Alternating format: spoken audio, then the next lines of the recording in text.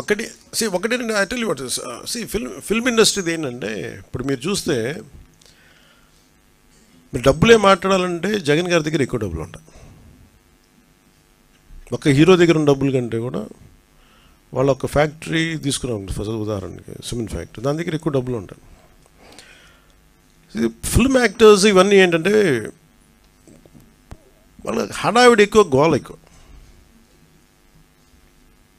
అంటే సంపాదించే డబ్బులు కంపారిటివ్, నేను చెప్పే డబ్బులు సంపాదించడం నేను చెప్పట్లేదు కదా, సంపాదించే డబ్బుల కంటే కూడా ఆ హడావిడి అంటే 10 లక్షల మంది జనం వచ్చారు కదా అని చెప్పి 10 లక్షల కోట్లు ఉన్నాం అక్కడ. సైలెంట్గా జగన్ గారి దగ్గర ఉండే వాళ్ళ దగ్గర 1 లక్ష కోట్లు ఉండదు, అది తేడా. సో సైలెంట్గా డబ్బులు ఉండేవాళ్ళు చాలామంది ఉన్నారు. వాళ్ళందరికీ నిజం అంటే నేను నిన్న మాట్లాడటం కూడా అందరితో మాట్లాడుతుంటే ఒకటే నాకు అనిపించింది, డబ్బు ఇవ్వాలని చాలామందికి ఉంటుంది. ఇప్పుడు 1,64,000 మంది ఒక పంచాయతీరాజ్ జాయింట్ యాక్షన్ కమిటీ నుంచి వాళ్ళు కూర్చోబెట్టి మేము ఇస్తున్నామంటే డబ్బు ఇవ్వడంటే ఎక్కడో పారదర్శకత ఉంది, మేము ఇస్తాం, ఆ డబ్బు వెళ్తుంది. అది ఒక 10 కోట్లు రేపు పొద్దున ఒక కార్పొరేట్ సంస్థ ఇచ్చినా లేదా ఒక వ్యక్తి ఇచ్చినా అది ఇచ్చే డబ్బు ఆ వ్యక్తికి చేరుద్దు అనుకున్నప్పుడు చాలామంది ఇవ్వడానికి సంసిద్ధంగా ఉన్నారు. అలాంటి ట్రాన్స్పరెన్సీ ఒక ప్రయత్నం చేస్తున్నాం. సో దానికి ఎగ్జాంపుల్ నేను ఏం చెప్పానంటే, ముందు ఎఫెక్టెడ్ 400 పంచాయతీల్లోకి నేను ఒక పంచాయతీ ₹1,00,000 చొప్పున నేను ఇస్తే అది ఎలా ఖర్చు పెడతారో నేను చూద్దాం. It's a way of donation.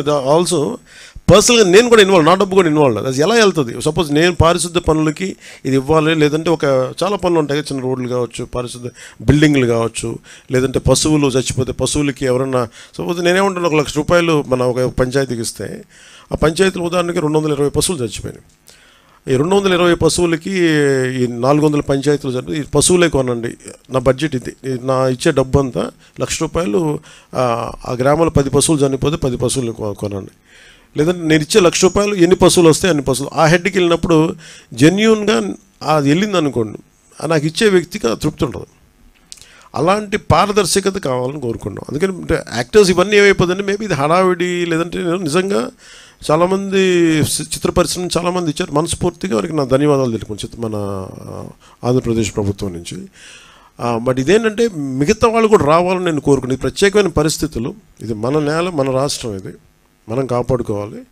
అందుకని అందరినీ మరోమారు ముఖ్యమంత్రి గారి సహాయ నిధికి విరాళాలు పంపించని మనస్ఫూర్తిగా మీ అందరినీ కోరుకుంటూ సెలవు తీసుకున్నాను. జై హింద్.